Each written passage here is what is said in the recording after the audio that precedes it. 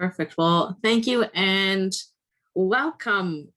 My name is Kayla Johnston. I'm the Supervisor for Education, Outreach, and Public Programming at the NCTR.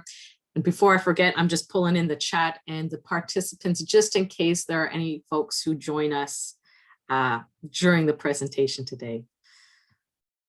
So in my presentation material, I'm going to be talking about the National Center for Truth and Reconciliation, who we are, what we do, as well as focus on the records that are in our collection. And then at the second half of this portion, I'm going to be talking about two cases, one specific to a document known as the quarterly return, which is a list of all the students in a residential school for that quarter. And then we're going to make a decision on either looking at some venues related to residential schools or a case specific to runaway children and the response that had happened from both the church as well as the federal government. So it's quite a lot of material. So I'm going to jump just right into this. The first image that you're going to see, you probably have seen it before. It's a before and after picture taken of Thomas More, who attended the Regina Indian Industrial School. So the government and churches said the role of the schools was to Christianize, civilize Indigenous children. Easiest, best means to do from their perspective was remove them from home, which then removed them from the influence of culture, family, and community. Now, of course, when put into practice, it's an assault on identity, culture, language, and practices. But what I want you to take away from this very popular photo, and you see it on materials like John Mulroy's book, A National Crime, is it's staged. If you look at Thomas on the left-hand side, it looks like he came to school in regalia, but what I'll have you note is that's not his clothing. What I've been told is that's women's clothing that they've dressed him up in. They even given him a little gun to really emphasize and play upon the stereotypical image and thought we have of Indigenous peoples at that time. If we look at Thomas on the other photo, his hair is cropped very short. He's wearing a military style uniform, very popular in schools at this time. And if you even look at his face, comparing his face between the two pictures, it looks like the second photo has been overexposed, or they've used different lighting to really brighten it up. Again, meant to emphasize this transformation that would happen to Indigenous students at the residential schools. Now, residential schools were primarily run and funded by Christian churches like the Anglican Church and United Church, but the federal government also ran and funded and built their own residential schools. You often hear the quote, "to kill the Indian in the child," when referring to the system. This is actually a misquote. It comes from someone, an individual from the United States associated with the Pennsylvania school known as the Carlisle Industrial School. Now, a more appropriate quote, one directly from a Canadian representative, comes from this fellow here. His name was Duncan Campbell Scott. He was the Deputy Superintendent of the Indian Affairs Office and managed the residential school system. And a quote that he said right in the House of Commons was, "I want to get rid of the Indian problem. The object is to continue until there's not a single Indian in Canada that has not been absorbed into the body politic. There's no Indian question and no Indian department." So we can see quite clearly from this quote what the purpose was when it came to assimilative policies like the residential school system. It was to continue until the whole Indigenous body of Canada was assimilated, and they did not have to worry about managing relations between Indigenous and non-Indigenous communities. Now, a quick kind of recap before I jump into the history of our center. Some quick key facts about residential schools.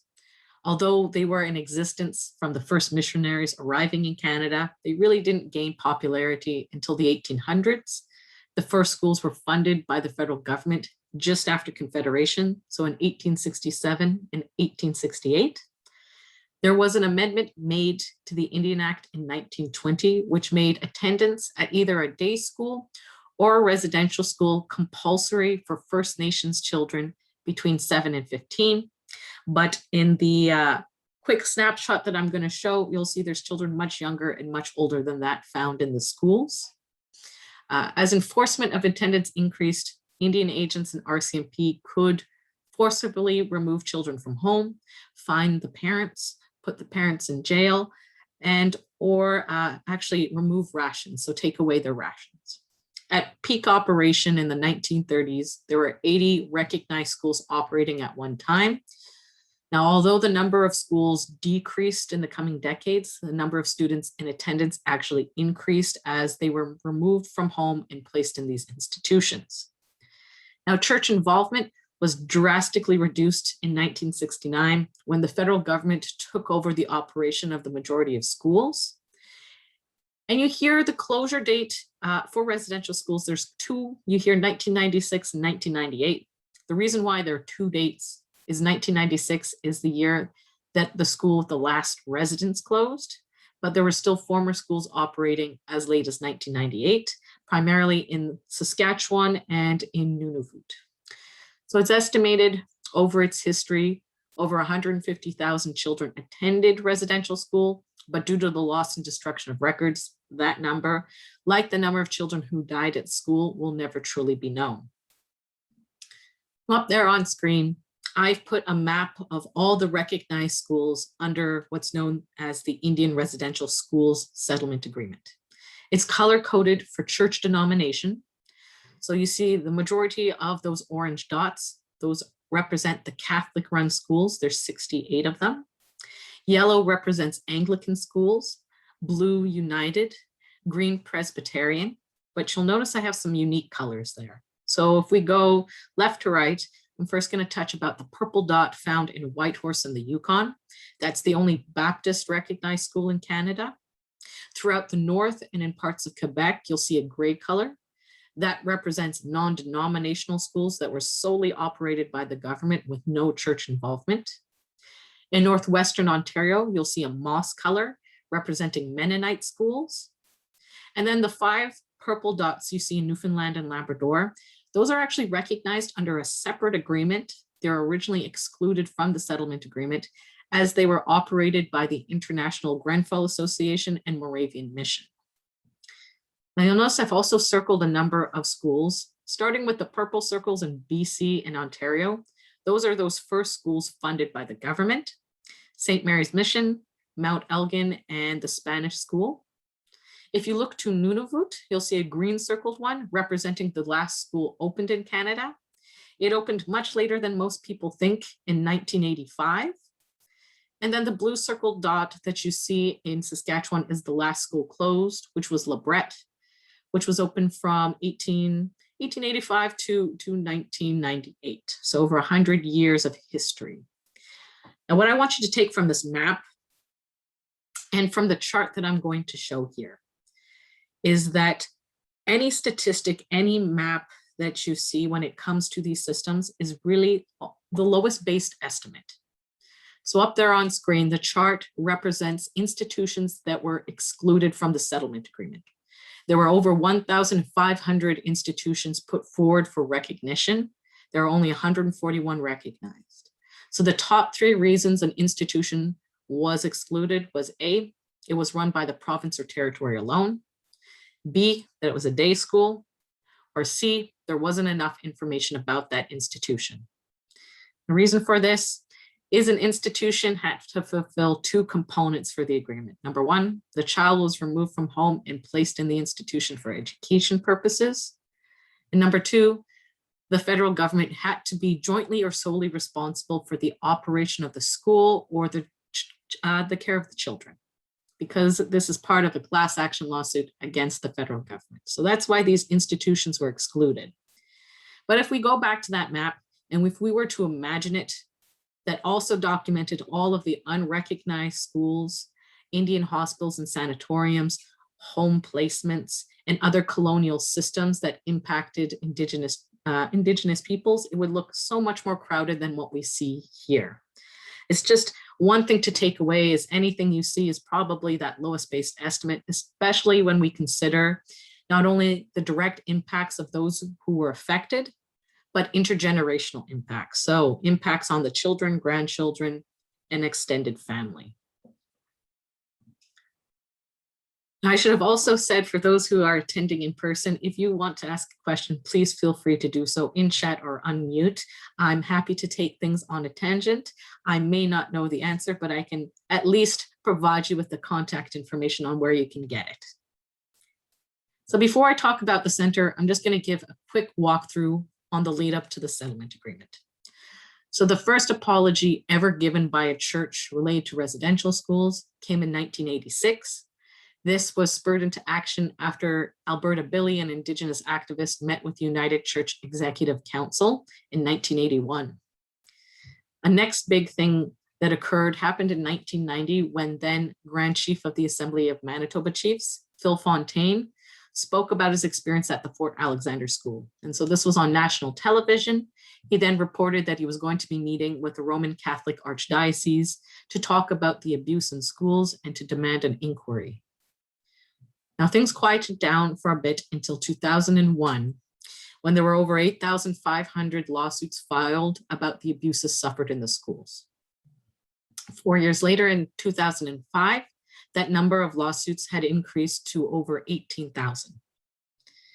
Now, 2005 is a linchpin year. That's when we had the Blackwater versus Pliant Supreme Court case decision that delivered in favor of the Blackwater plaintiffs. And so this set a precedent for similar cases.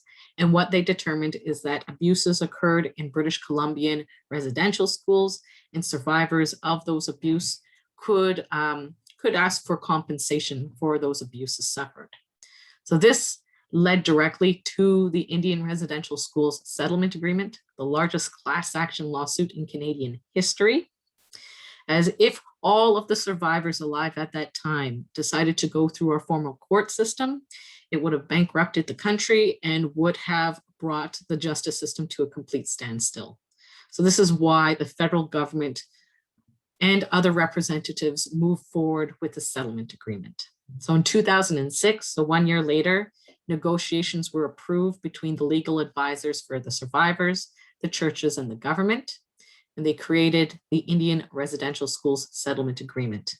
So this agreement states, harms and abuses were committed against Indigenous children who attended residential school, and the agreement was formed to establish a fair, comprehensive, and lasting resolution to the legacy of residential schools, while also promoting healing and education, commemoration, and truth-telling. Now, just due to time, I'm not going to go into the nitty-gritty detail to each piece of the settlement agreement, but here is a pictorial representation of the different pieces of it. So starting at healing and commemoration, there were funds set aside for commemoration initiatives that was then managed by the Truth Commission. There were funds set aside for the Aboriginal Healing Foundation, 125 million, which were distributed to organizations to support healing. There was the creation of the crisis line, which is still ongoing today. And there was also the creation of the Resolution Health Support Program, which is also still available today. So survivors and their family members can access cultural services, psychological or counseling services through this program free of charge. Starting at the very top, the Common Experience Payment, also known as the CEP, provided a lump sum payment of compensation to survivors for having attended residential school. And then the Independent Assessment Process, also known as the IAP, was an out-of-court adjudication process to resolve claims of sexual and physical abuse and other wrongful acts. So with that, that brings us to the Truth Commission, and you can see branching off of that, the NCTR. So in 2008, the Truth Commission was founded as a holistic and comprehensive response to the residential school system. It was the first court-ordered Truth Commission of its kind in Canada, and they were tasked with gathering statements from survivors, gathering documents from the government and churches in order to create a report to document the history and legacy of the residential school system. There were 3 commissioners appointed in 2008, but they resigned shortly thereafter. 3 new commissioners, and those are the ones you see pictured on screen: the Honorable Murray Sinclair, Dr. Marie Wilson, and Chief Wilton Littlechild were appointed in 2009. So they had 1 year to plan the first national event, which was then followed up by 6 other national events and then closing ceremonies, which happened in Ottawa in 2015. So here's a very quick look at the TRC mandate. There are 8 pieces to it. starting off with commemoration grants, which were used to pay tribute to former students, families, and communities. There were regional liaison offices, 7 across Canada, which coordinated TRC activities. There was the creation of the Missing Children and Unmarked Burial Project, but I'll talk more about that in a couple of future slides. There were grants available for community events to respond to the needs of families and survivors. There were 7 national events which were hosted to promote awareness and public education about the residential school system. There was also statement gathering, which consisted of in-person statement taking with former students, families, and staff, as well as that document collection I talked about from the government and churches, which then all accumulated into the final report. Now they say it's 6 volumes, it's actually 10 books in total, and you can download them on our website for free in English and French. They're PDF copies, they've been indexed as well. Now a quick look at statement gathering. It's important to recognize that the TRC collected the experiences from anyone who had something they wanted to share about the residential school system. So this was a voluntary process. Statement providers were encouraged to share any aspect of their lives, whether as a student, a relative, or someone who worked in the schools. They could give their statement to 1 or all 3 of the commissioners in the public hearing. They could give a statement in sharing circles with other survivors, or they could give the statement in a one-on-one exercise. Now, health support for survivors was provided before, during, and after statements were given. And to aid in this work, Health Canada had been given funding to ensure that all students and their families had access to this support. So the other thing I wanted to talk about the TRC before I wrap up and then talk about our center is the bentwood box, which you see on screen.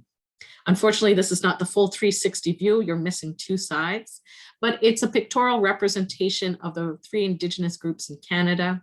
We can see the Inuit side and the First Nations side. The side you don't see represents the Métis, and the very back is a carving of a thunderbird. So if you take a look at the front of the box, you'll notice that the person's hand, one of them actually has 2 fingers that are shorter than the other. And this is actually representing the artist, Luke Marston, who carved this box, his grandmother's attendance at the Cooper Island School. While there, she had been pushed or fell down the stairs. Her hand had been broken, but it was never set. So it remained deformed and locked into a fist for the rest of her life. And so that was the artist's, his story put into the box. So it was steamed, bent, and carved out of a single piece of old growth red cedar in the traditional style on the West Coast.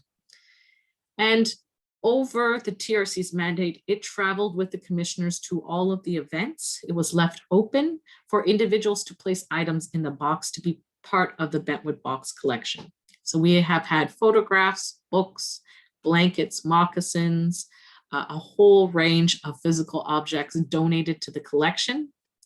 After its travel with the TRC, the box was featured at the Museum for Human Rights before it moved to its permanent residence at the NCTR, where it's on display today. So with that, I'm now going to move into history at the NCTR. So the settlement agreement had mandated that the commission create a permanent archive for all the materials it's collected during its mandate. And in 2012, the Truth Commission opened a call for submissions for organizations to become this host. Then it was known as the National Research Center. After a lengthy review process, the TRC awarded custodianship of the archives to the University of Manitoba. And in 2013, the trust deed and administrative agreement were signed. In 2014, our first director, Ryan Moran, was appointed, and that year they began renovations at our current home, Chancellor's Hall. This year, we have appointed a new executive director, Stephanie Scott, and we also broke ground on what is going to be the future home of the collection. Right now, we're in a space which does not accommodate all of our needs, and so the new space is going to have special vault space and education space, as well as gallery and curation space, in addition to office and other required space. Now, When you think of an archive, which is our main purpose at the NCTR, the first thing that probably comes to your mind is maybe Library and Archives Canada or the provincial or city archives, when you have to physically go to those locations to take a look at the majority of their collection. Now, what sets us apart and why I love this quote so much is at the NCTR, the majority of our holdings have actually been digitized. So that means it's much easier for us to engage in our proactive release schedule and release records to the public. So I'll read out this quote from George Erasmus that happened at a 2012 event about the National Research Center. It says, if the stories of our people are not accessible to the general public, it'll be as if those experiences never occurred. And if their voices are rendered as museum pieces, it'll be as if the experience is frozen in time. What we need are open, dynamic, and interactive spaces and participatory forms of narrative, knowledge, and research. And in doing so, we are stepping into the 21st century and into that new kind of relationship. So as I said, the majority of our holdings have been digitized. We have a proactive release schedule to release more of our collection online in our database. In a couple slides, I'll tell you what that current public collection looks like. But this also means it's far more accessible than other archives when it comes to finding out about this history around residential schools. So in addition to being able to research online through our database, individuals are more than welcome to come to our center and speak with an archivist or work with an archivist in order to gather that history. Which brings me to the breakdown of our mandate. We are here first and foremost for survivors and families. We are the one-stop shop when it comes to the residential school collection, and we do this completely free of charge. So survivors or family members are more than welcome to reach out to us and begin that search when it comes to those record collection. And I'll talk more in the next slide, next couple slides of what they might find. We're also here for educators, ensuring that they can teach this history in the classroom. We're here for researchers to delve deeper into the mysteries that exist. And just due to time, I don't have the ability to go over what I'm about to share, but I highly recommend doing a Google search for Ian Mosby. He is an academic out of Ontario, and in 2013, he released an article highlighting the nutritional experiments that were done in residential schools. Now, the last two, the history and public, so closely related. It's to ensure that we are able to foster healing and reconciliation through public access and to ensure the history and legacy are never forgotten. So at our center, we have three main units. We have an archival unit, a research unit, and then the education unit. For archives, it's ensuring that we can access church, government, or survivor records. Kayla, what was that man's name? Ian? Oh, Ian Mosby. I'll put it in the chat for you as well. Ian Mosby. Yes, he did quite a lot of research when it came to these nutritional experiments. And in that article, he also talks about why there's a precarious relationship between Indigenous communities and researchers, and kind of where that really began and how nutritional experiments in community led up to nutritional experiments being done in schools. So with the archives, they're there to take in new documents, support research, and safeguard and honor the history. For research, it is supporting, promoting, and advancing research, whether undergraduate or graduate, and really developing that research relationship with communities. And under education, we're there to provide access to resources, develop new ones, support our educators, and engage the public on this history and legacy. Now, when it comes to our governance, we have two major circles, our governing circle and survivor circle. Our governing circle has 7 members, 4 must be Indigenous, and they're tasked to ensure that there's Indigenous control over materials at our center. Our survivor circle is composed of 9 members. It's soon to be expanded. And they're tasked to ensure that we have a survivor voice and perspective when it comes to our programs and policies. So the survivor circle provides guidance and advice to our governing circle, to the University of Manitoba, as well as our partners when it comes to the broader survivor community. When it comes to our educational activities, we give presentations, workshops, professional development for our students in kindergarten to grade 12 and post-secondary, but also providing information to professionals, elected officials, faith groups, individuals under public service, as well as those in the public and private sector. And this ranges on everything from what is a residential school and what was that experience, to now that I have this sound base of information, what are the calls to action and what does engagement and reconciliation look like? On average, we give 2 to 3 presentations per week, over 150 per year. And just past this September, we gave 56 presentations in 1 month. So quite a bit more than our usual 10, really spurred off by what had occurred in BC at the Kamloops School with the unidentified graves being located there. So there's been an increase in a desire to learn about this history and to get engaged.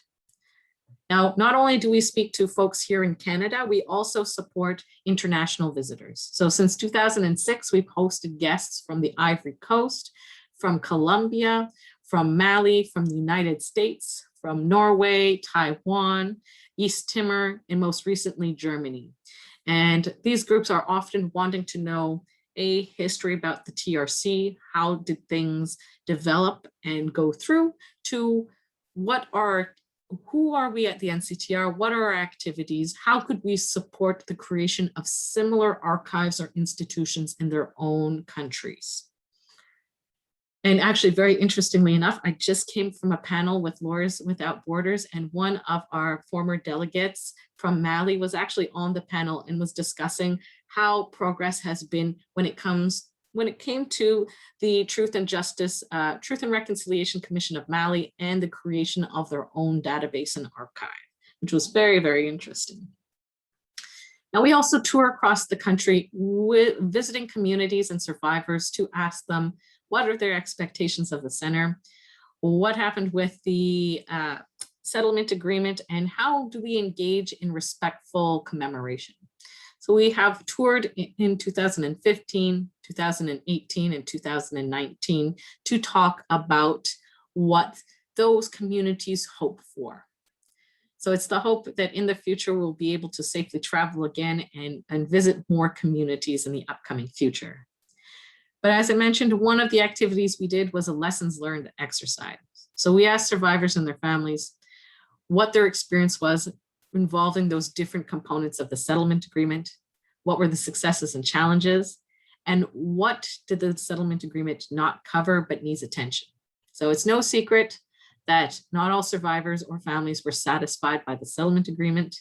The creation of this report is used to document experiences, good and bad, and as a way to inform the public about that survivor experience, while also informing others about what could be done differently when it came to future settlement agreements.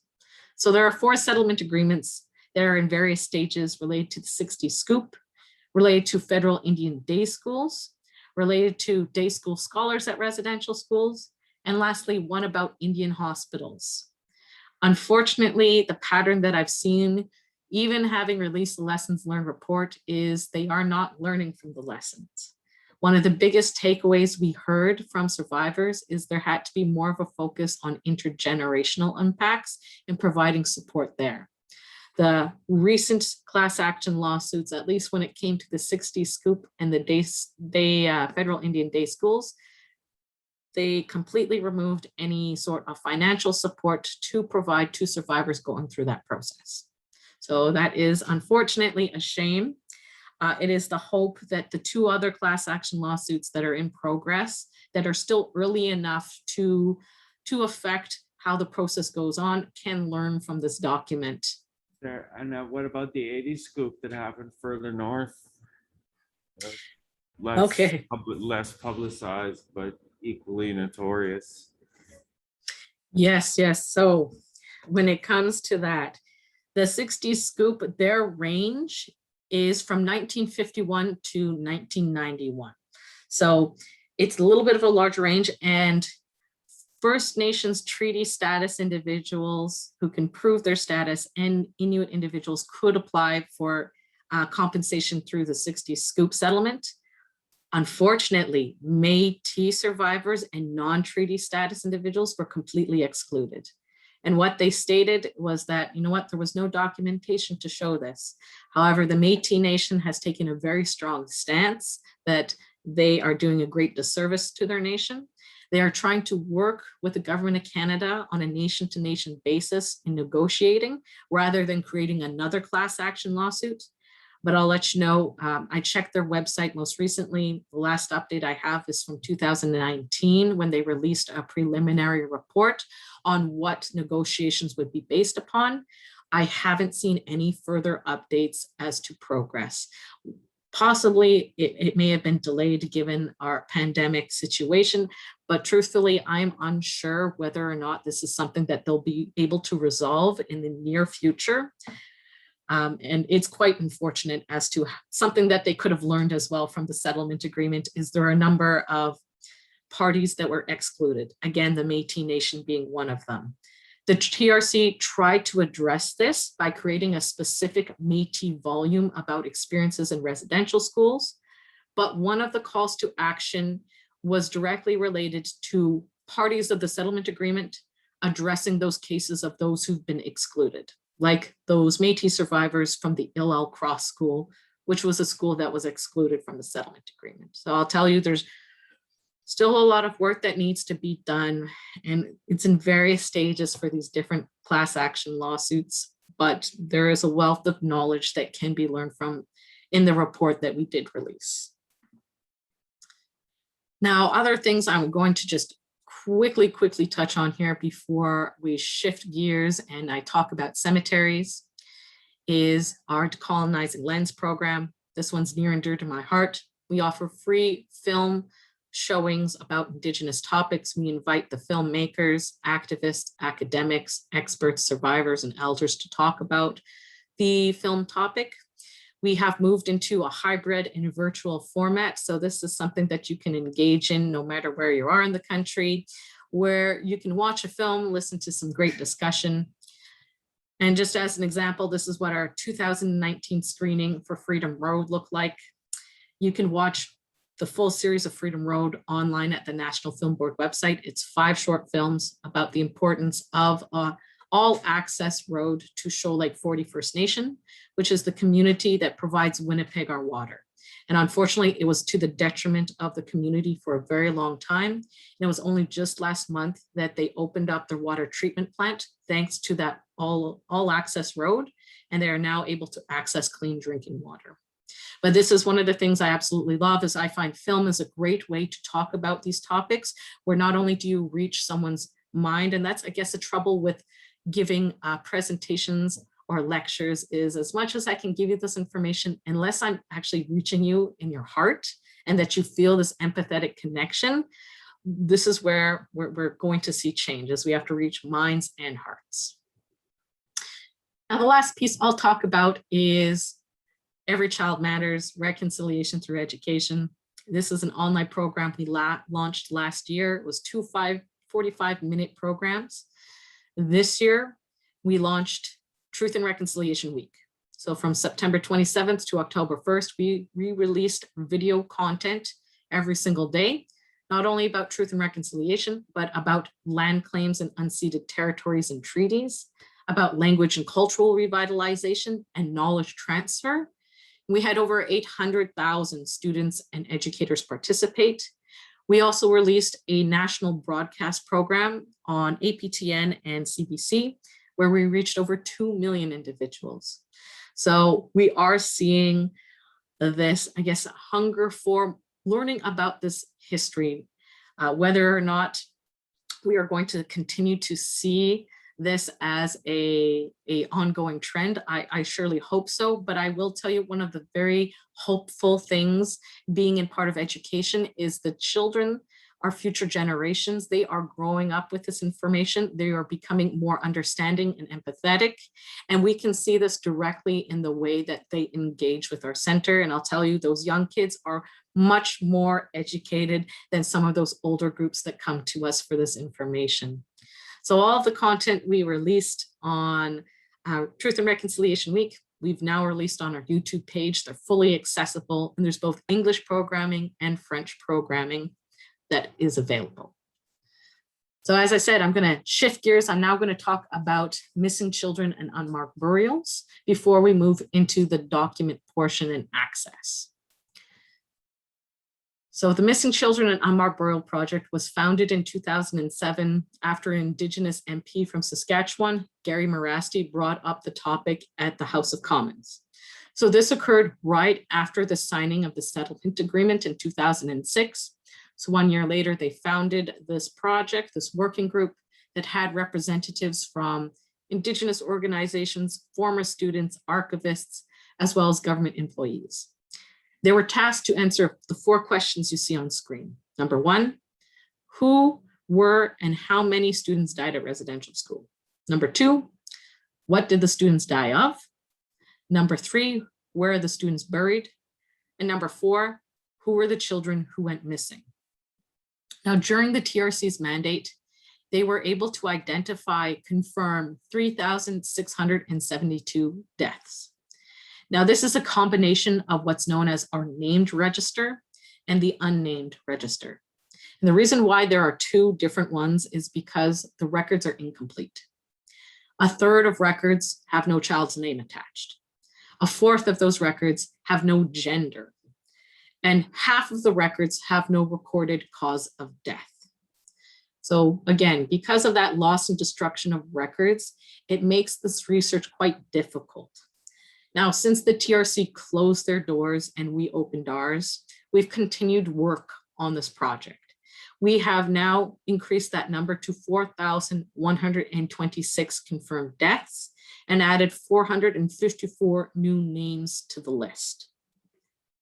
Now, in September of 2019, we launched the Student Memorial Database. We had a ceremony in Ottawa, and the whole goal of this project, A, was to create a profile for each student, who they were, where they came from. It is B, to respect families and communities. C, bring an Indigenous perspective to remembrance. And then lastly, E, provide evidence for rights. So that is the right to justice, right to guarantee this won't happen again, the right to reparations, and very importantly, at least from my perspective, the right to know the truth. As a statement gatherer for the TRC, I got to hear quite a number of statements from survivors, and a common thread that we did hear from those who had family members die or go missing is wondering what happened, where are they? So here's a photo just of a couple of the ceremony we had. Up on screen here, this last photo is a picture of our executive director, Stephanie Scott, on the left, and then Joyce Hunter. Now, Joyce, her brother, Charlie Hunter, attended a school in Ontario in the 1960s or early 1970s. Unfortunately, there was an accident. Children were skating on the ice. One student fell in. Charlie went and rescued the student, but lost his own life in the process. Unfortunately, Charlie's body was not buried at the school, nor was it buried in his home community. It was sent about halfway. So in 2013, Joyce and a newspaper, the Toronto Star, worked together to raise funds to repatriate Charlie's body back to his home community. Now, that is definitely something that needs to be explored when it comes to these unmarked burials, but something that has to be done on a community basis. The Carlisle Indian Industrial School I talked about earlier in Pennsylvania, they have a cemetery of about 200 students. This past year, I believe they repatriated 9 students back to home communities after consultation, but there are other communities that had made the decision to keep the students that they know of there at Carlisle. Now, the next slide I'm going to show is a little bit of a shocking one.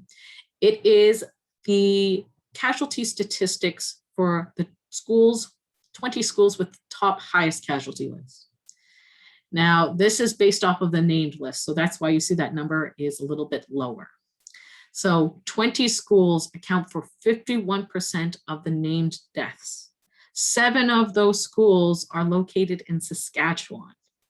There were 5 in Alberta, 2 in BC, 3 in Ontario, 2 in the north, and then one in Manitoba. The one in Manitoba is the Brandon Residential School.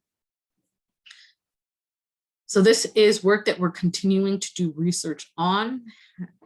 It does not take into account the recent uncoveries, or I should say announcements regarding unmarked burials at the schools that have been searched so far. That is a whole another level of research that needs to be started.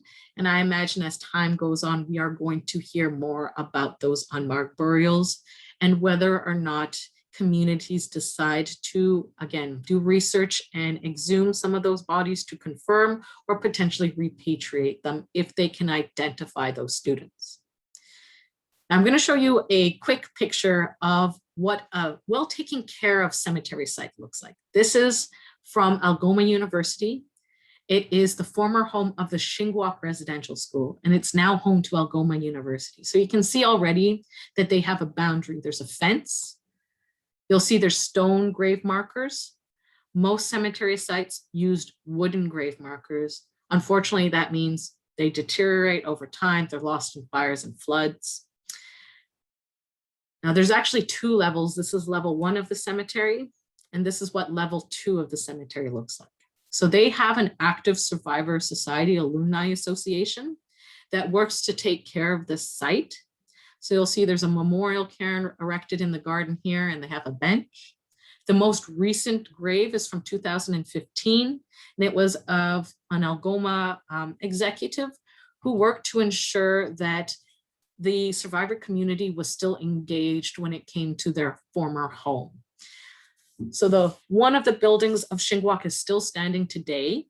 They have repurposed that building for the Shingwauk Center to do research about residential school, but have also created curated exhibits about this history. And I believe they're in phase 2 of like a 3 or 4 phase project to redevelop this area. Unfortunately, this is what the majority of sites look like. Even this has a little bit of extra. As you can see, there is a memorial cairn and a fence in the background. But unfortunately, for most sites, they've been lost in time because they were not properly documented or registered. So as I said, there's 141 recognized schools, cemeteries at all of them, but there's anywhere to 1 to 3 unidentified sites per school, which raises that number to 400 or so sites that need to be searched. At this time, the last time I've checked, there are 7 schools that have been searched so far. There's also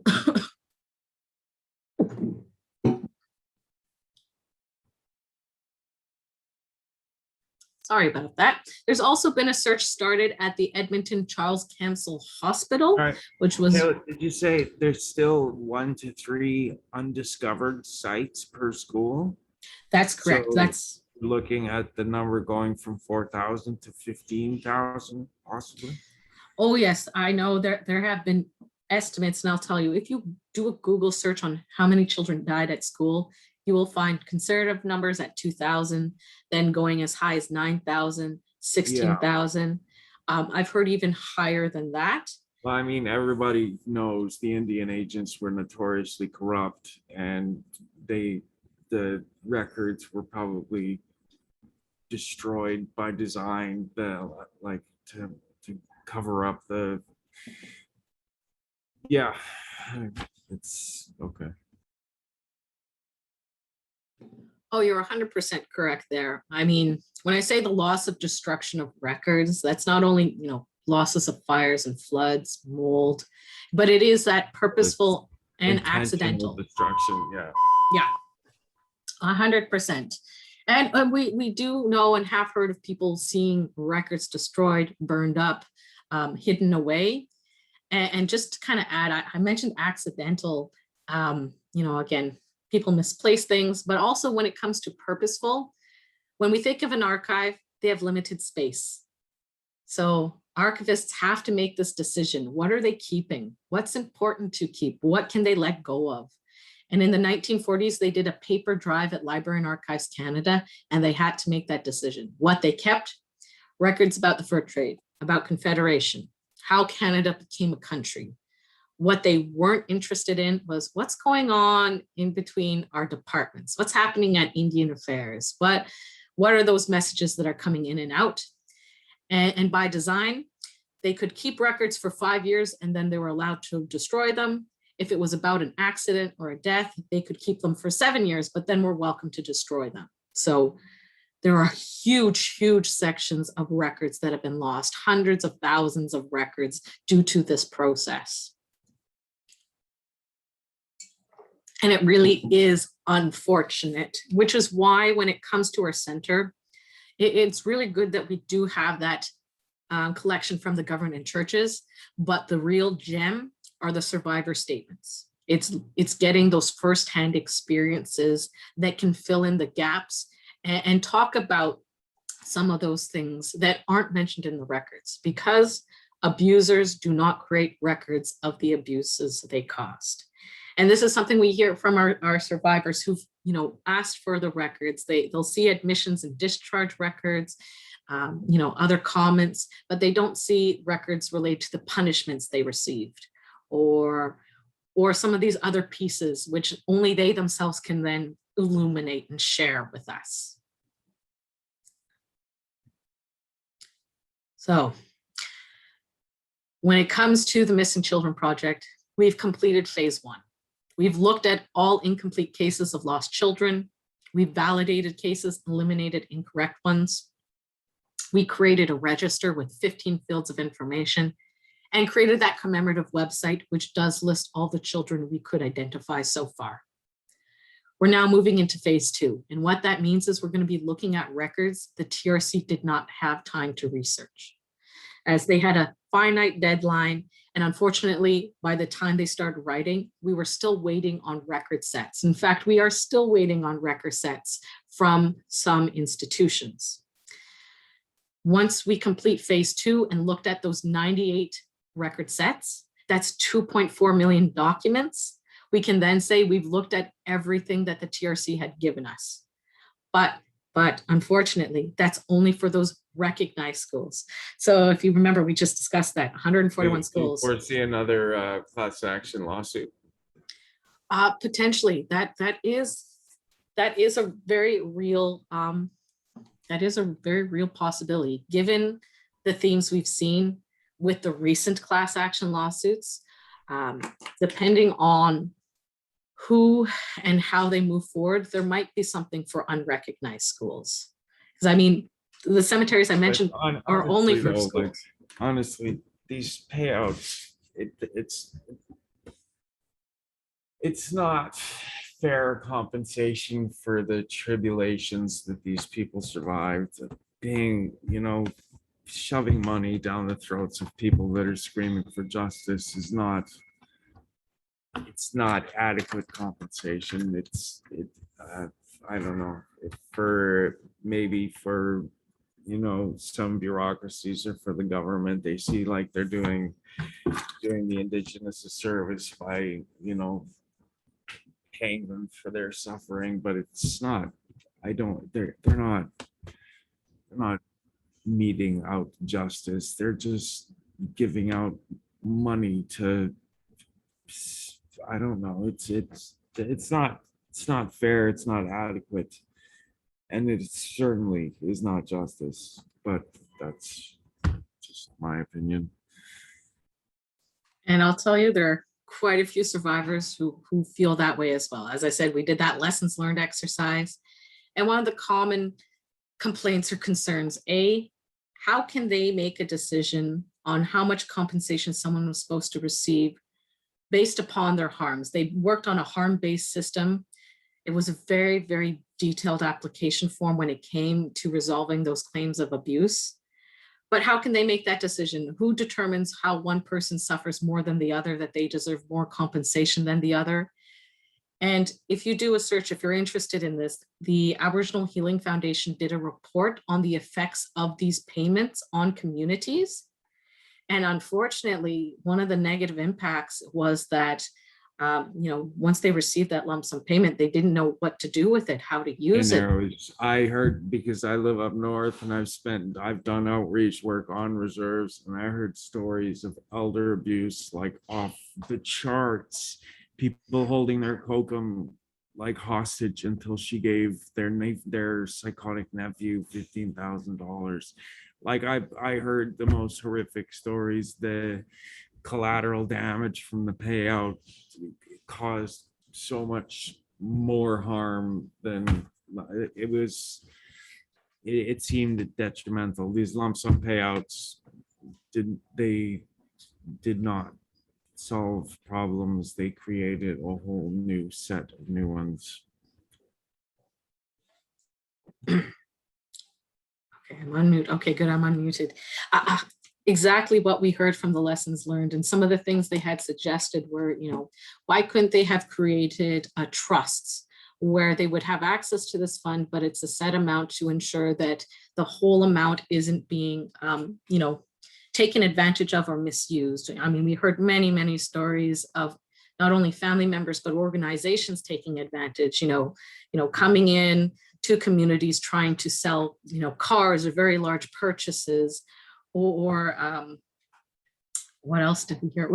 A whole range, very similar to what you were expressing there, that these payments were not the best option. There were better means of providing access to these funds, better uses, for instance, actually improving and addressing the conditions in community that have caused these harms. Right? Build some infrastructure, take a portion of each payment, and like, yeah, I don't know. Have you frequented any northern communities? Are you from the north? Where are you from? I'm not from the north, I'm from Winnipeg here, but we did do community engagements up north. We went as far as the paw from my organization when it came to northern Manitoba, but we also went up to Nunavut and Iqaluit and some smaller communities, fly-in communities. And unfortunately, another huge criticism and a huge detriment is information doesn't always get up to small communities. It's been in English and French. They try to make it accessible, but not everyone has the internet. And we've heard of cases of people who missed the deadline, and there's no way for them to reapply. There's no way for them to be acknowledged in any way. So huge lessons that could be learned when we're looking at these other agreements that are coming. And one of the big ones that, as you already emphasized, is throwing cash is not going to solve the issue. If we pay out everyone, it really is needing to address those community, problems, housing, water, infrastructure, internet connection, all these very important structures. Yeah, I've got a friend who advocates for internet access as a fundamental human right. And I've been living in Thompson now for 15 years. I started my northern sojourn in Nelson House, and they had 14.4 modems while the rest of the world had high bandwidth. And like literally only now, and it's 2021, are we getting high-speed internet in northern communities, like, if at all. I was behind the line of social work, working with some of the childcare agencies. I was working addictions outreach, and I made it to Brochet, Lac Brochet, Oxford House, God's Lake, and Split Lake several times on a community, a program of my own initiative, and I made it into the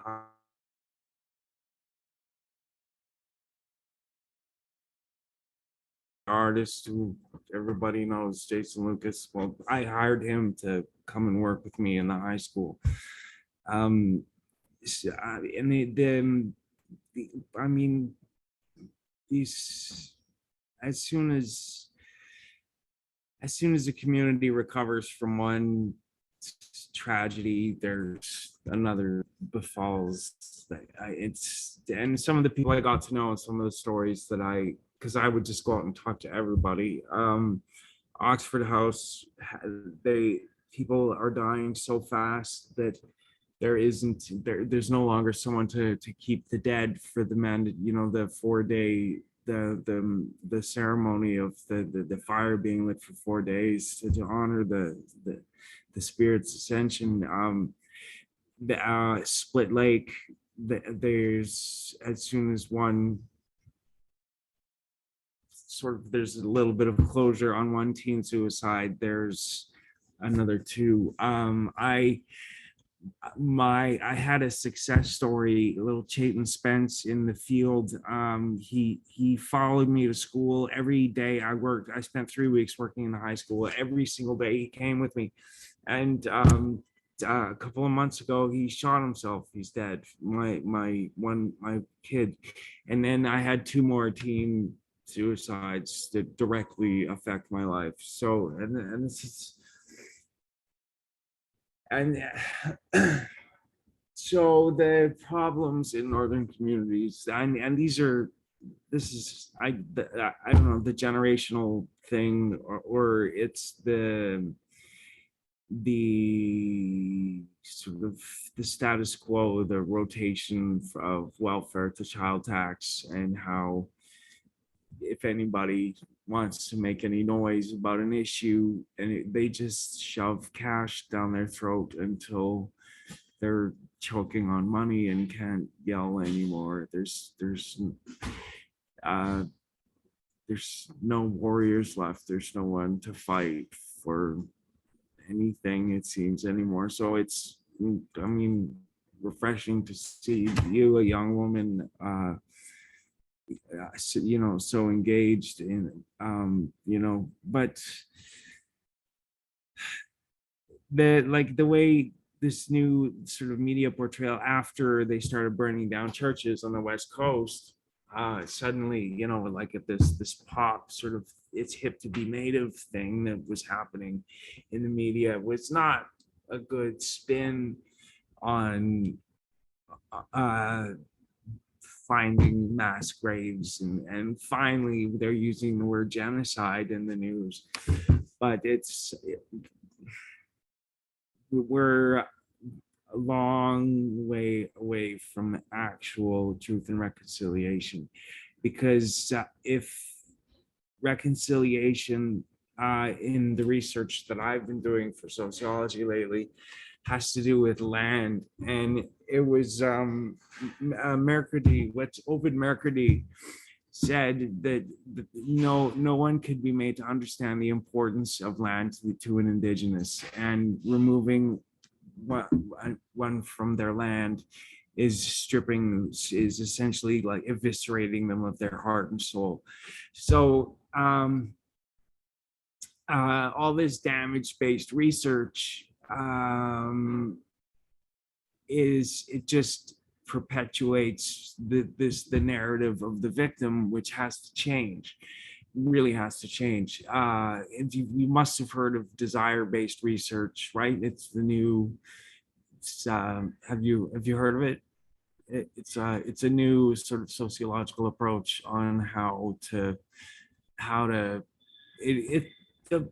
I found an article that shows how ethical ways of conducting research, and how to involve and how to get indigenous people on your research team, and how to conduct but so for an example, in desire-based research, Canada, we desire to see healthy and thriving Aboriginal communities, but we do not desire to relinquish the land, the natural resources that are extracted to give us this lavish way of life so we have conflicting desires. So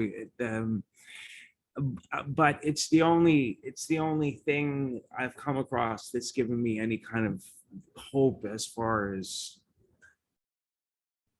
making progress on agreeing on a narrative. But desire-based research it sounds like it might be able to make a difference. Anyways, that's. Oh, that was good. Now I kind of wish I had brought one of my other slide decks, which talks about mental health and all these things. And I'll tell you, it's a common thing we hear, the exhaustion, the bleak outlook, and not really having that strength. And when it comes to the barriers of reconciliation, there was a good report released in 2019. They asked youth, Indigenous and non-Indigenous, what were the barriers? Top 3 were addressing myths and stereotypes about Indigenous peoples and what they receive from the government, addressing the lack of knowledge about Indigenous peoples that is out there, accurate information. The third one, though, is about the fact that we don't see any political willingness to implement real change. No. So what they said is what we need. And the great thing about these, youth coming in more educated is being able to support political leaders, those willing to make the change. And I can think of, unfortunately, I can't remember her name right now, but she worked with Charlie Anglish. She was an MP when it came to the North. Unfortunately, she did not run again this year, but it really was about doing an inquiry about the missing children, the unmarked burials. We are seeing these shifts in Canada where this is starting to happen, but we're also seeing things like, the Mi'kmaq on the East Coast and their treaty rights not being respected, having their fisheries and boats burned. Yeah. Wet'suwet'en land rights. So we still, although they prevented the pipeline from going in, there are other pipelines that are in discussion, and there's still that battle between. Yeah, and as soon as the cameras are off, and nobody's looking, their big business is finding ways to circumvent. Manitoba Hydro, who is probably in Manitoba, it's the landowner's worst enemy, and they answer to no one. They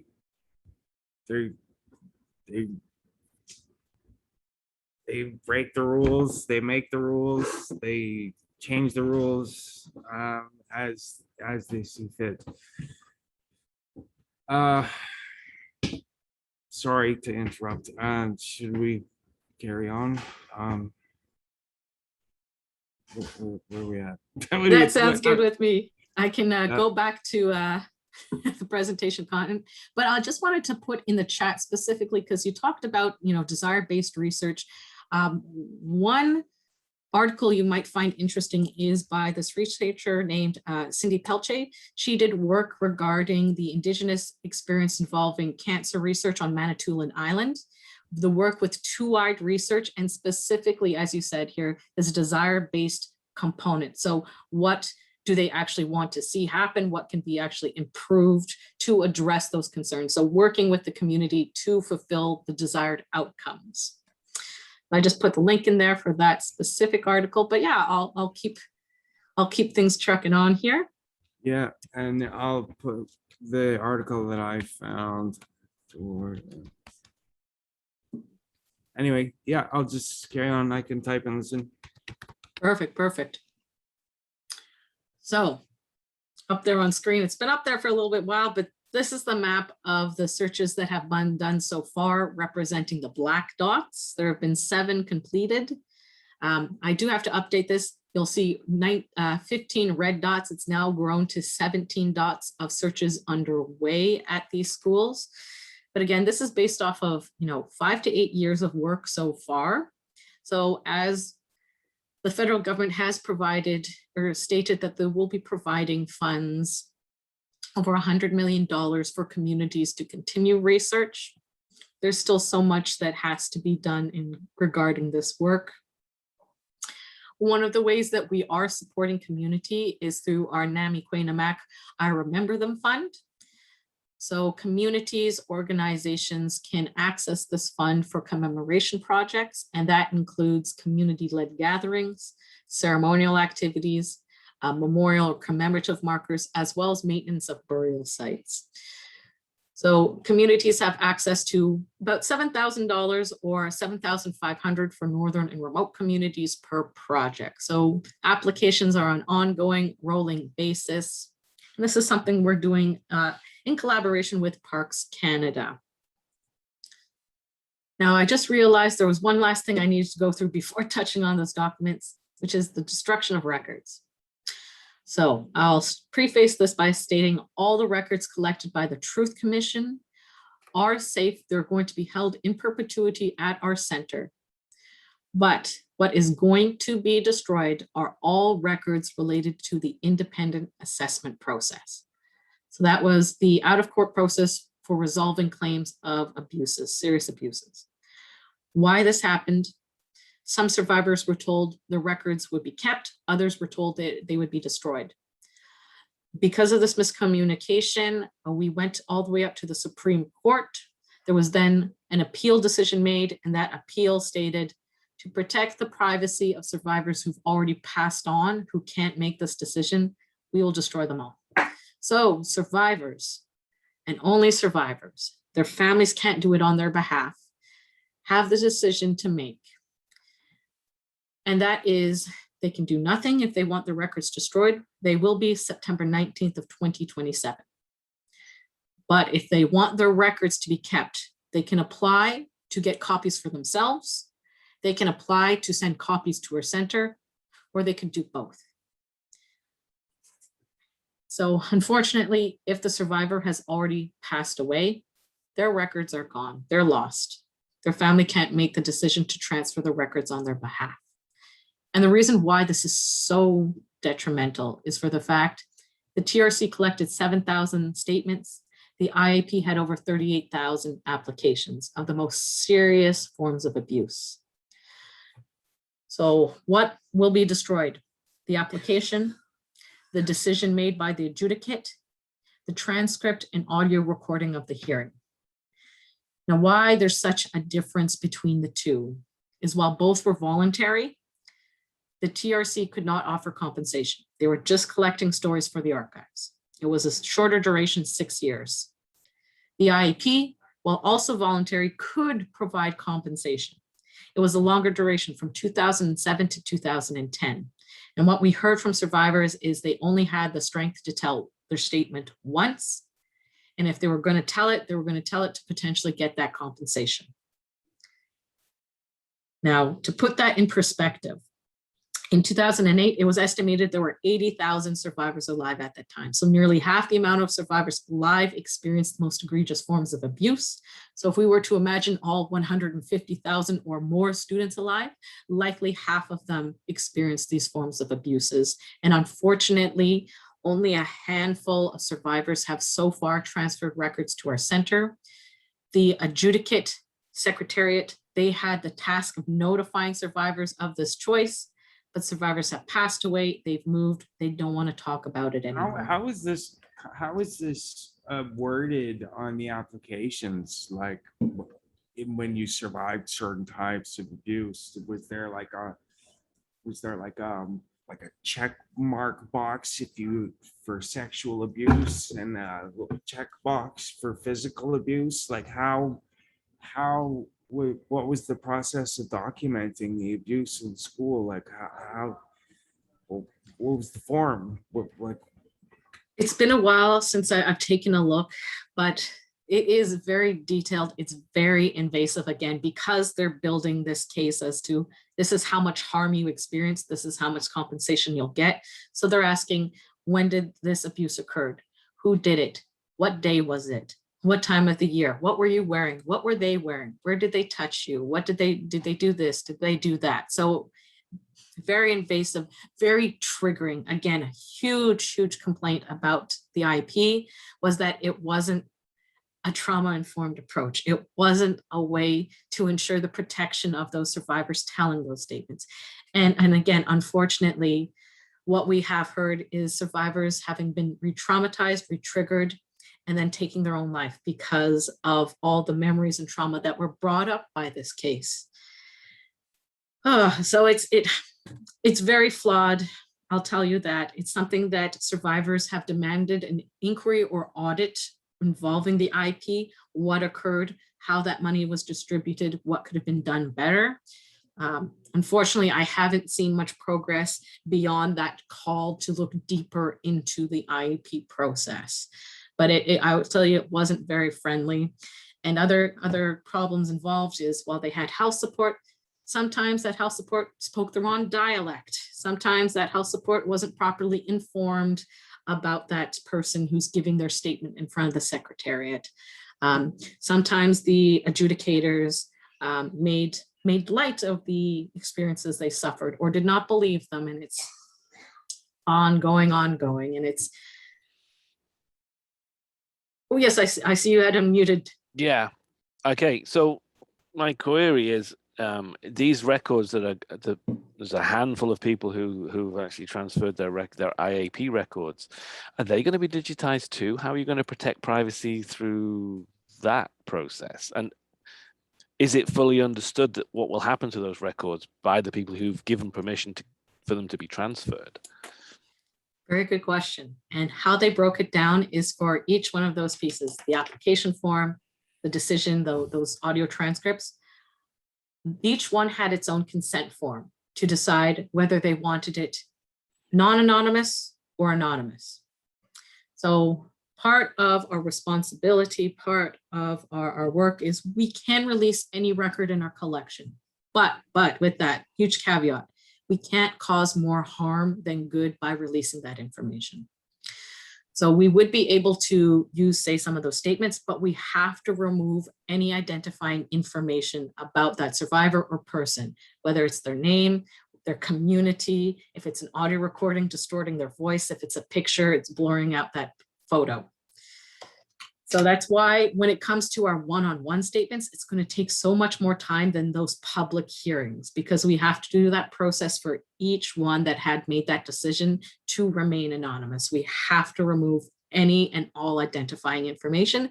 And sometimes we might not be able to release that information because that statement in and of itself might reveal, without revealing any details, might reveal who that is if that community is, say, small enough.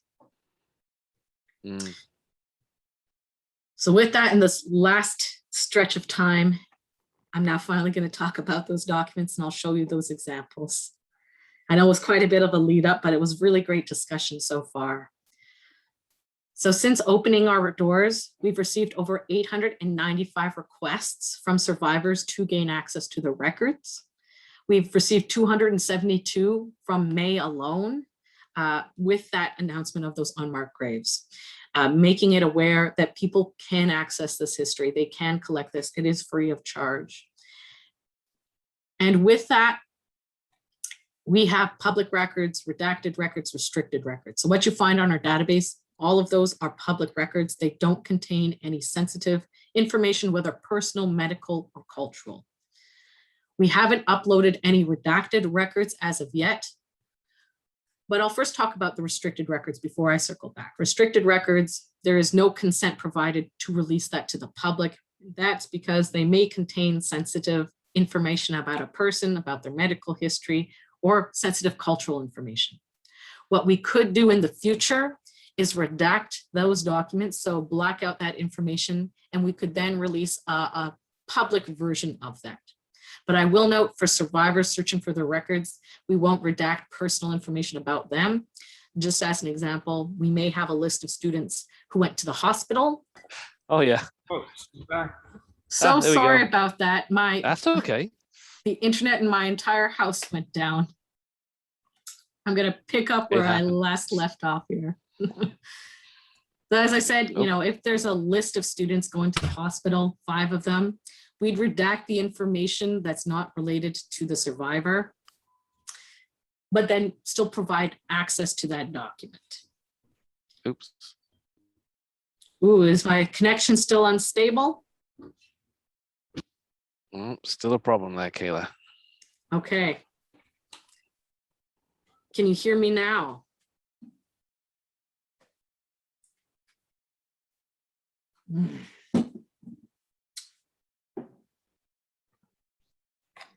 Okay, try this Fingers. one last time, time. If it does completely fail, maybe I'll end it and I'll just send you the recording, a private recording of this last section. Okay. Okay, let's try this one last time here. So in our collection, Yes. we have government records, survivor records, church records, everything from admissions and discharge to hospital records, transport records, those statements I shared about. We have cemetery records, religious records, school newsletters, photographs, you name it. And currently we have 58,000 items on our public database. So individuals who just want to take a look, they can pop onto the database, pick a school, and take a look at some of those records. So that includes 36,000 text documents, 18,000 photos, and 329 videos, including those survivor statements, but also mini documentaries. And so we have that proactive release schedule. Over time, we will be releasing more records. So I'll just quickly show you what the website looks like, and then we're going to dive into that first record. So if you go to archives.nctr.ca, you'll pull up an archive, and then you can jump in and say search for schools. So this is what the search for schools looks like. You'll notice on the left-hand side, we have information about 168 schools. Why that's more than the recognized number of schools under the settlement agreement. We also have information about a limited number of day schools. And it is our hope we will be able to expand to those unrecognized schools and contain work from there. So what you can do is you can pull up this list by province and territory, by school type, or by church denomination, and you can click on one. So for example, this is what the Maryville page Got a looks like. 77 on my math midterm. So with that, you can also then find more information about the specific, details of the school, when it opened, who operated it, how long it was open. Right. And you can also take a look at specific schools. No, the history, historiography, actually. Like useful search terms, quarterly returns, general admission records, death of pupils, medical supplies, accounts and payments, building and maintenance. You can search quite a number of ones. These I just find to be the most useful search terms. But the one we're going to look at is this document here. It's a list of all the students in the school for this quarter. We have records for 70 schools, so about half the amount of schools. Okay, Kayla, we're only getting a very tiny little snippet of everything you're saying. Oh, okay. It's breaking up a lot. What I am going to do is I'm going to plug into the hard line if you give me half a second here, and I'll see if that does improve things.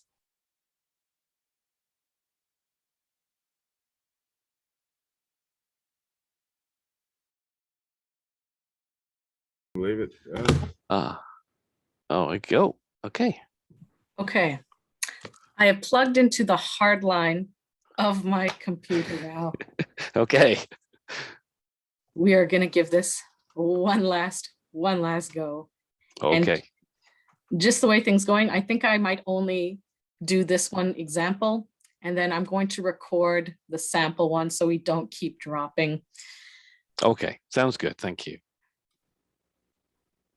Okay. Oop.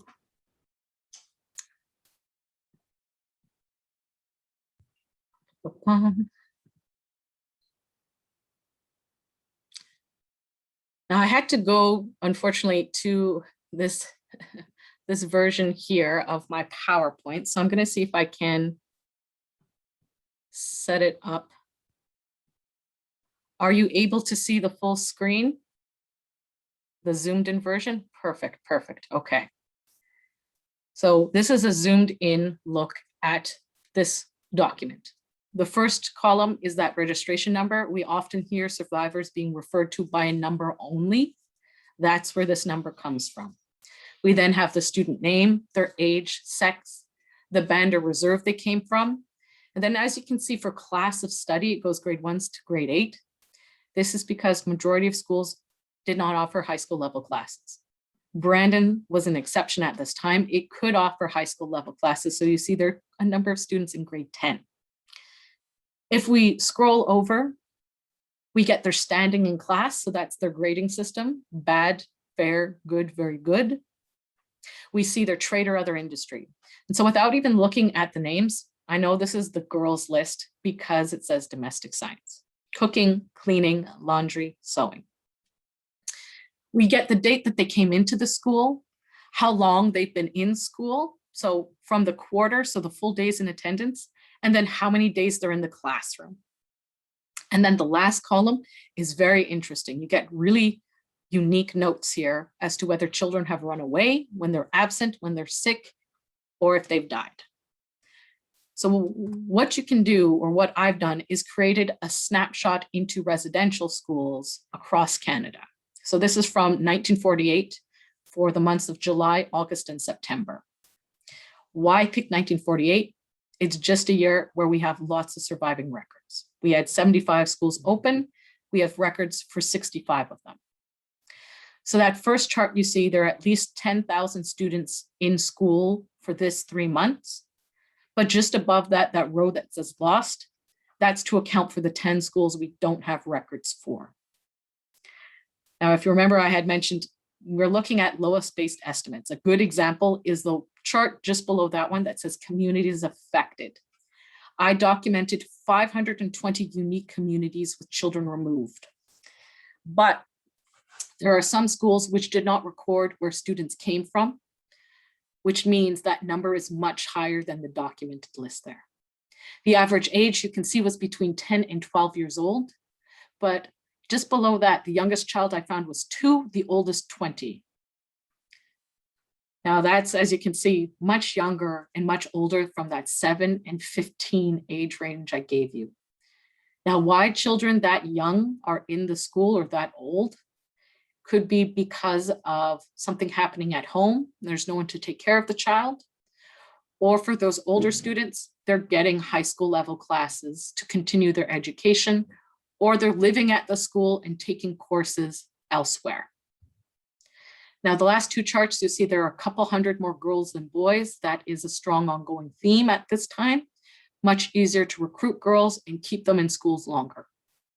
Now, that last chart, you can see there's almost 700 students discharged. Why it's so high is that date range. So because we are at the end of one school year and at the beginning of another. And I was just checking my chat, so I'll address that preventorium. Very good picking it out.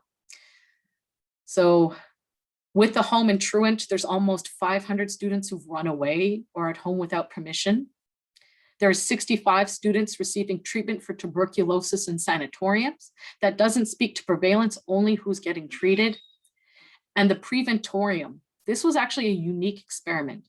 There were some residential schools built with another institution to treat students at risk of developing tuberculosis. Now, the reason why there's only 6 students here is for the fact that,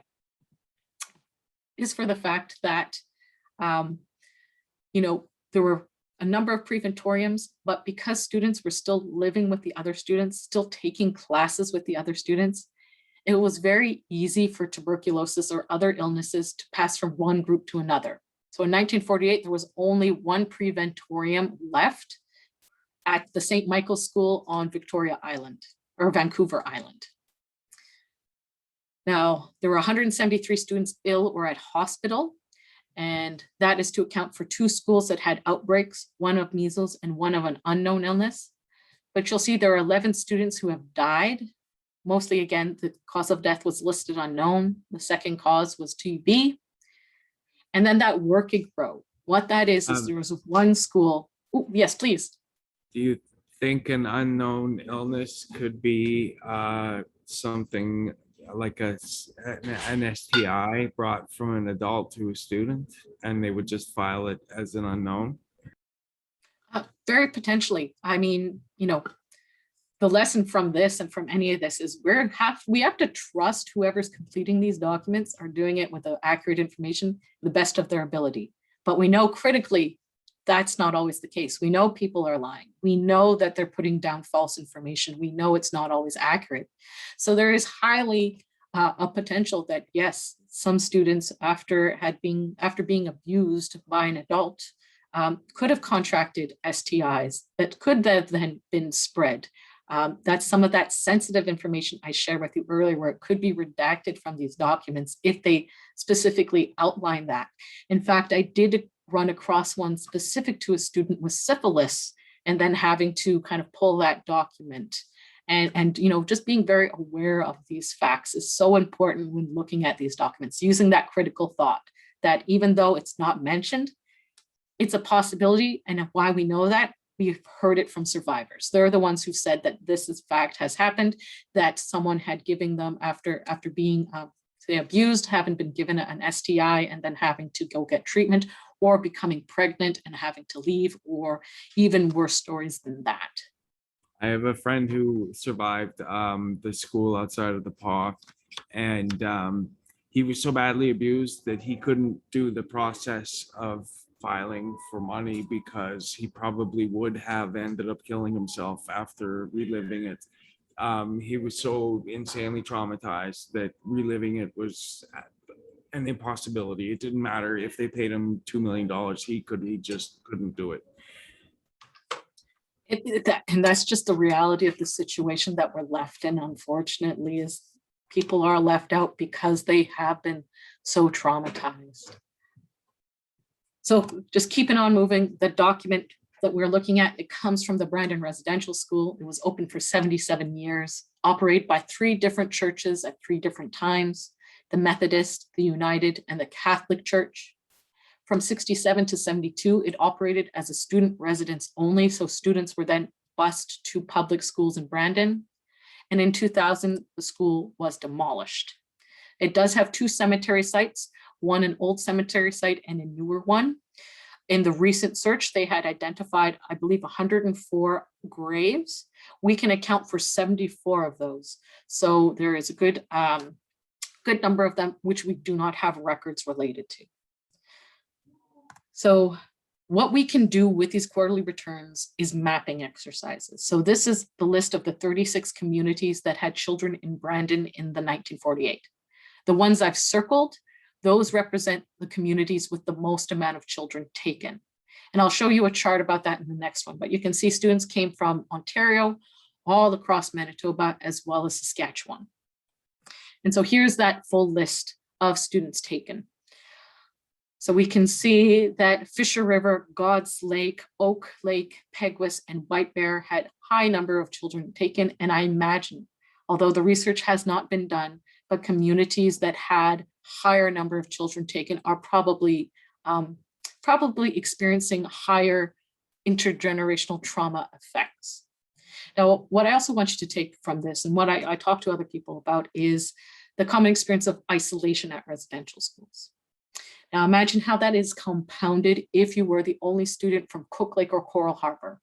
Not only do you have no family at the school, you have no community members. So you are forced to fall in line because there is no one there to support. And where that comes out prominently is in the case of this young boy. You see he's last here, number 677, Susanak. We see he's 5 years old. He comes from Coral Harbor. And I'm going to scroll over to the side because we get this really interesting handwritten note. And it says, admitted from Brandon Sanatorium during flood crisis to make way for Winnipeg evacuees. He is not TB, band number E3626. And just for time, I'm going to highlight this band number E3626. His name is Susanak. This all points to evidence that Susanak is from a very, very far off place. He's not from Manitoba. And where that comes out, and it's hard to read, but just above Coral Harbor, we get a note that says Eskimo. So with that, I was very curious, what was this young boy doing in the school? Well, what that number is, E3626, is part of the Eskimo identification tag system that was developed in the 1940s as the government began engaging more and more with Inuit communities. And because of no surnames, they needed a way to properly document communities. So they created these. By the 1960s, there was another project underway called Project Surname that worked with Indigenous Inuit people from the North to get rid of the Eskimo disc tag system and replace them with surnames. So with that, we know then Susanak is a little Inuit boy. It comes from Coral Harbor, which is on that large island there in Nunavut. The traditional name is Salik. And he's coming from 1,875 kilometers away. A substantial distance. Why is he there? So I kept following Susanuk through the records, through quarterly returns. And we see here, this is from 1952. So 2 years later, we see a handwritten D. It either stands for discharge or died. We see he's 2 years older. He's still in grade 1. They've upgraded to a typewriter, so it's a little easier to read. Now, if we scroll to that far side again, we get a comment. It says August 4th, returned home by Indian Health Services. So again, having heard stories of survivors, one of the things we did here is they might wake up having at that time and then found that there's a family member or friend who's gone missing in the night. They don't know what happened to them, whether they were sent to the sanatorium or hospital, whether they died, or as in Susanuk's case, whether he was sent home. So we can imagine ourselves putting ourselves in the shoes of these children and wondering whether or not they were ever told of this young boy's departure, and whether there are survivors today that are still wondering what happened to my little Inuit friend I made at the Brandon Residential School. And how I know this is my mother is in such a situation where she attended residential school in Alberta. There was one young Inuit girl at the school. You may have heard there's student-on-student bullying and abuse that happened in residential schools. So my mother was actually the protector of this young girl. And there are still times today where she wonders whatever happened to her little friend that she made there. So some background history, this is what the Brandon Sanatorium looked like. It was originally constructed to address wartime needs. It then converted to an Indigenous-based hospital for the treatment of TB, first for First Nations patients, and then later Métis and Inuit patients. It was closed in 1959 and later demolished. This was right down in downtown Brandon. And for context, how this all occurred was because of the 1950 Red River flood and why it's so important to learn about the context of what's happening at the time. So that's what downtown Winnipeg looked like. Here's an updated photo so you can see just how high that water was. We had 70 to 100,000 individuals evacuated from the Winnipeg region, about 60 million to I think $1 billion worth of damage. We have now the Red River floodway to prevent such future calamities, but we can then see how what's happening in the world impacts what was happening at the school. And just as a quick background, the Inuit and TB crisis, tuberculosis is a bacterial infection. It mainly attacks lungs, but it can attack other parts of the body. It was introduced into Dene and Inuit communities in the late 1800s and early 1900s. And by the 1940s, it reached epidemic proportions. So as you can see, by the 1950s, a third of the entire population had tuberculosis. By 1956, a seventh of the population was receiving treatment in southern Canada. So the images that you see there are from the special medical ship, the CD Howe. Inuit patients would be brought on board, they'd be examined for TB, and if it was found they had it, they would not be allowed to leave. So how they got to those far off communities was part of what was known as the Eastern Arctic Patrol. Originally, it was meant to supply Hudson's Bay posts with supplies. It then converted into a way of reaching Inuit communities to examine them for tuberculosis and other illnesses. So as you can see here, community number 10, that's Coral Harbor that I've circled in red. And likely what happened, although we don't have Susanuk here to tell us, is himself or his mother likely went aboard the ship, would determine that they had TB, and they stayed online until they were brought down to, say, Churchill number 13 there, and then sent by train or plane for treatment in southern Manitoba, which was how he ended up at the Brandon Sanatorium. And because he no longer had TB, or possibly he never had TB, he was then sent to the Brandon Residential School when they had to make way for Winnipeg patients at that sanatorium. Now, unfortunately, many patients, when it came to coming down south, were asymptomatic, were confused, they were unable to leave, they were frightened.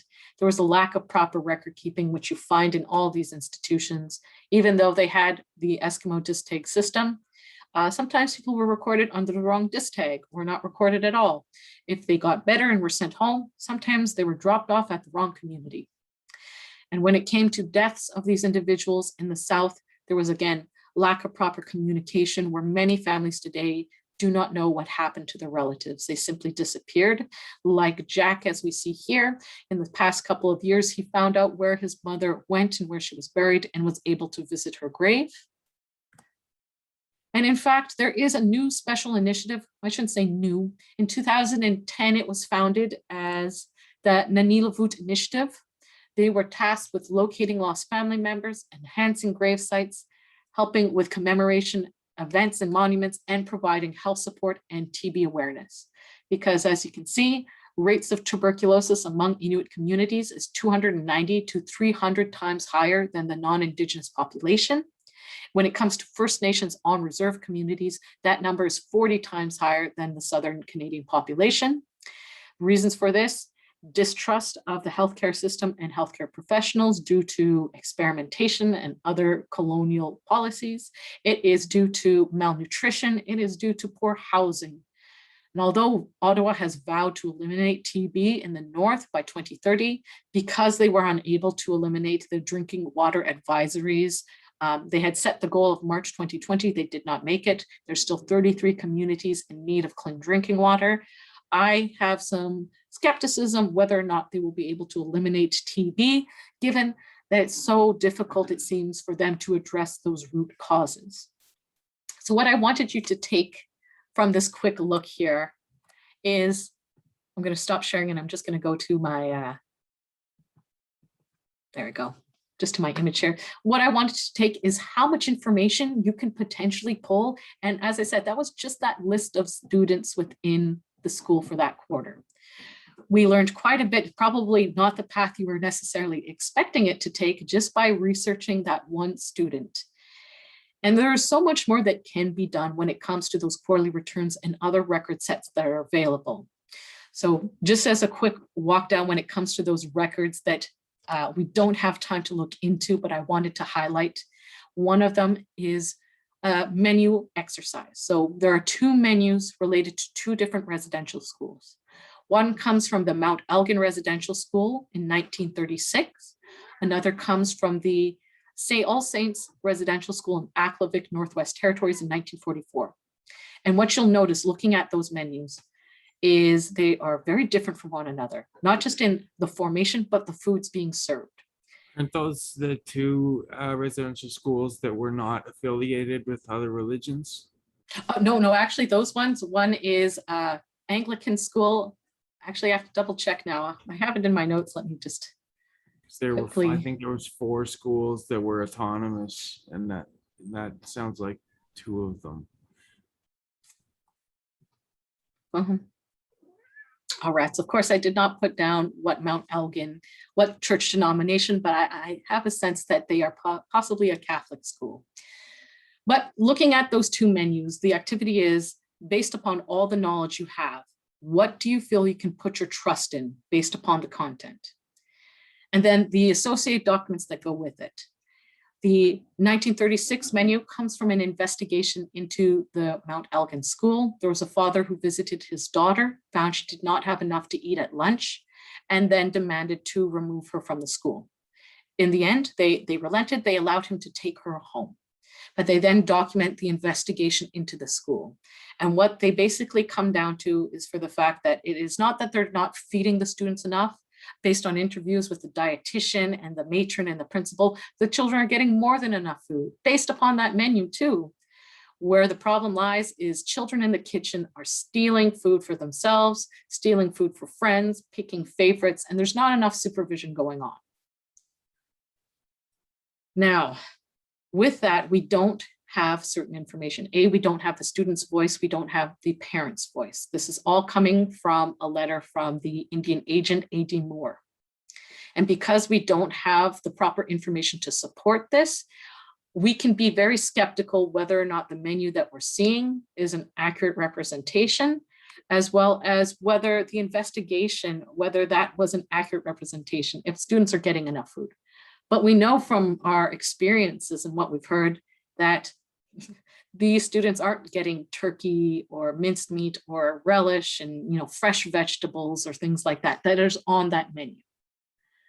What better aligns to our knowledge and experience is the menu that comes from 1944. Where that menu comes from is a teacher named Eden Corlett advocating on behalf of her students. She submitted a letter twice, in 1943 and 1944, outlining her concerns with hygiene, with education, with fire safety, and then food.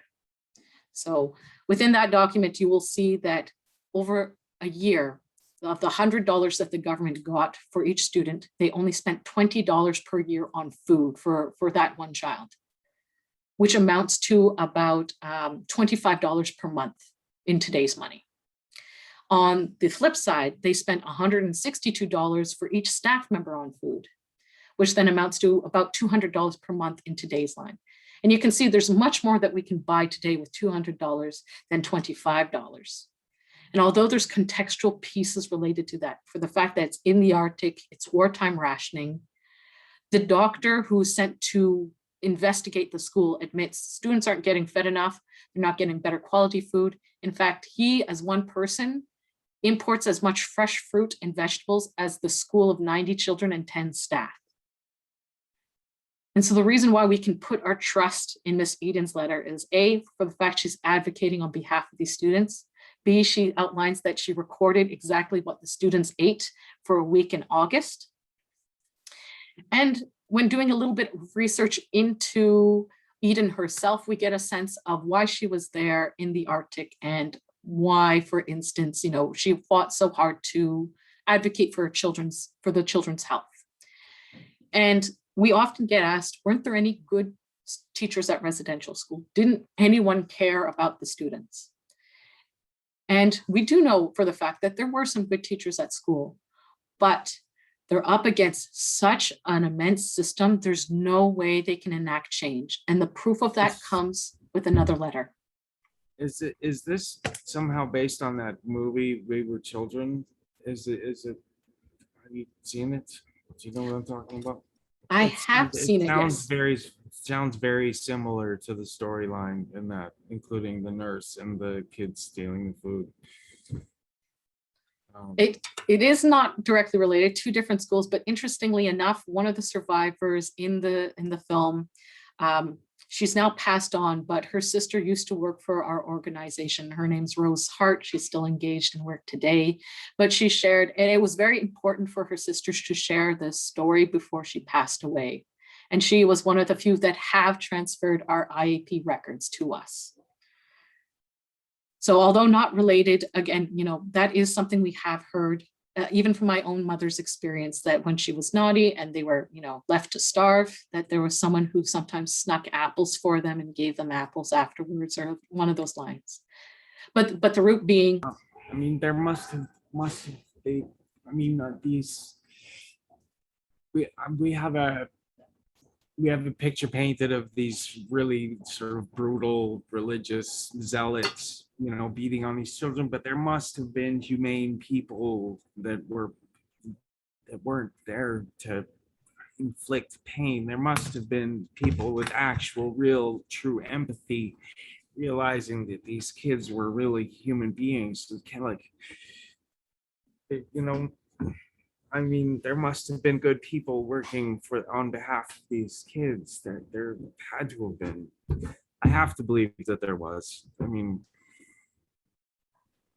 well, yeah. I mean, I haven't done a lot of research into this, but I have come across stories about that too. That there are good stories to tell, but unfortunately, they are so few and far between that's what makes the other stories stand out. I have in files somewhere, I have stories of people working in the kitchens and feeding children extra pieces of bread and so on when they've been told they can't have that kind of thing. And I have a story of from Manitoba of one worker at school taking children to meet their parents to allow them to be able to go home. He actually traveled with them and took them to meet their parents. So there were definitely good people, but unfortunately they're lost in the system as much as any of the other parts of the stories that we're seeing are lost in the system too, right? 100%, and I'll touch on that here. So This is the only letter I found in our public archive of a teacher advocating on behalf of the students. Doesn't mean there weren't others.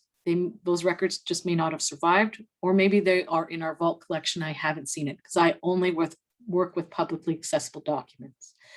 But the other letter that goes with hers that I highlighted is the investigator's letter. And as I said, as much as there may have been people working hard to protect students, trying to get things changed, if you read his letter, although he admits the food wasn't enough, they're not getting fed enough, the school was poorly built, the biggest problem is for the fact that missionary girls are working in the Arctic for 4 years, and that's too hard for them. He's dealing with female neuroses. I've highlighted this in this letter. Female neuroses is the trouble. So how we address this, missionaries should only spend 2 years in the Arctic instead of 4. And that was his official submission into the investigation. So you can see why we can put our trust in Ms. Eden's letter in that menu and not the Mount Elgin investigation in that letter. And again, as you said, you know, there's some teachers that really believed in their students. And if you read Ms. Eden's letter, it's 5 pages. She has this very, very beautiful section where she talks about having taught children all over the country. And she did teach internationally as well, and saying, you know, the Inuit population and our Indigenous population, they're as great as, you know, any other I've seen. Students can become anything they want to, but this system is so poorly built. This system removes them from the influence of family.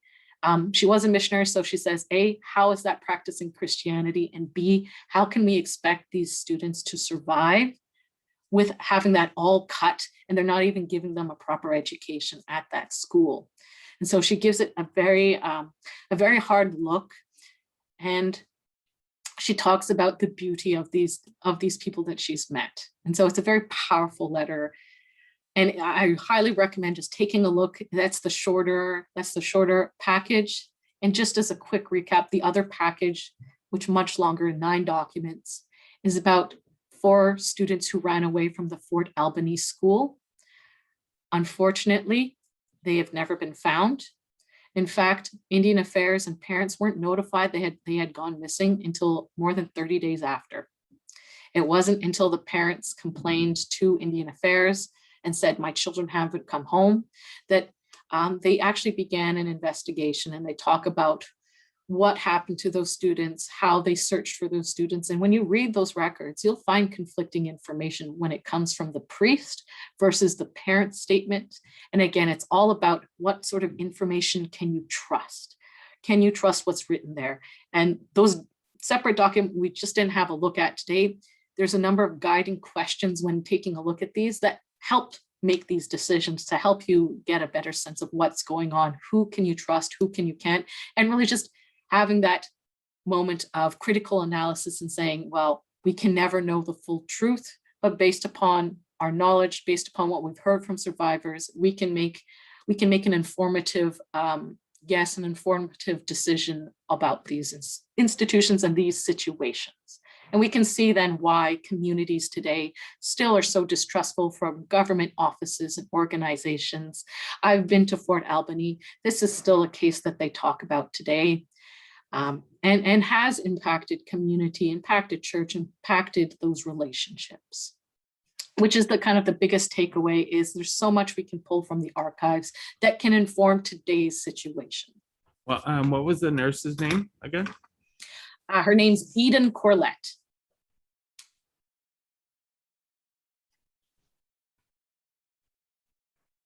Thank you. So with that, I'm at 3 o'clock. I apologize for some of those hiccups with my internet connection, but I hope this kind of gives you a sense of what you can find at our center and how that can really inform research about residential schools, or even, not even residential schools. As you can see, the evacuation of the Inuit and the TB crisis. Yeah.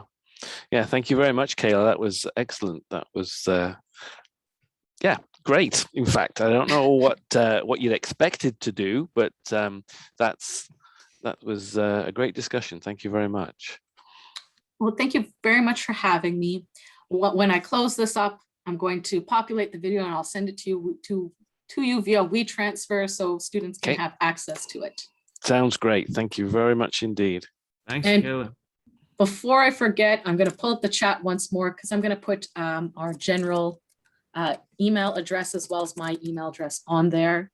Okay. If anyone has any questions at all when it comes to this type of work, getting access to records for themselves or for family, they can just come my way and I can direct them to the proper source. Okay. But it's just our acronym nctr@umanitoba.ca and then kayla.johnston@umanitoba.ca. That's great. Thank you very much, Kayla. Of course, I'm always happy to chat and talk about this history, to share what we have and to really get the information out there where it needs to be. I know we had talked a little bit about the challenges communities face, and one of the things that we heard about healing is once people know those questions of who they are, where do they come from, they can start to get a sense of how they can build that path forward. So there could be those out there who don't even know that their family has been impacted by residential schools because it's something that hasn't been discussed before, because it's too painful to discuss. Mm-hmm. Yeah, that's right. Yeah, we traveling around the north, we meet this all the time, right? We're coming across this more and more. And like Paul was talking about Split Lake, I spent quite a bit of time up in Split Lake, and it's impacted that community hard, but it's also impacting the young generations today, in different ways that they really don't understand. And unless we're actually working to go forward with this, we're never going to be able to help these communities to recover and move forward with this. So it's fantastic the work that you're doing there. Well, thanks very much for inviting me. It was a pleasure to share this information. And if you're good to go, I'll wrap the room up and thank you again. Yeah, I think we're good. Thank you very much. Wonderful. Well, have a great rest Okay. of your day. You too. Thanks, Kayla. Bye-bye. Bye.